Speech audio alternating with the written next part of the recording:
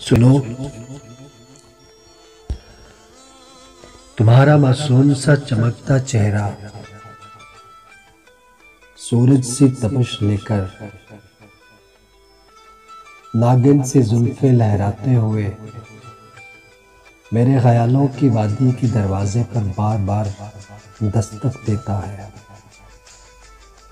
तुम्हारी झील सी गहरी बोलती आंखें पलकों में कई सवाल लिए चोरी चोरी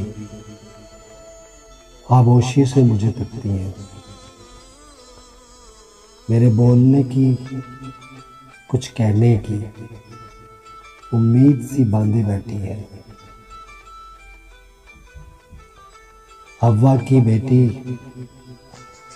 आज भी तुम वही रस्म निभाए बैठी हो, अना का झंडा थामे हुए हट धर्मी की तस्वीर बने। आदम के बेटे को फिर से सूली पे लटकता देखोगी। सब कुछ मुझे से सुनना है, हर बात मैंने ही कहनी है, मगर इस बार तुम्हारी बारी है।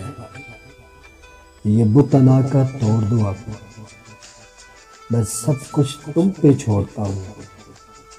इजहार करो, इनकार करो, धीरे से मेरे पास आकर सब कुछ एक पल में कह डालो।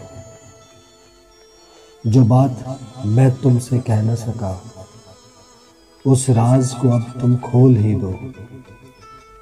तरसते हुए इन कानों में आवाज का रस अब घोल भी दो, बोल भी दो, अरे अब बोल भी दो।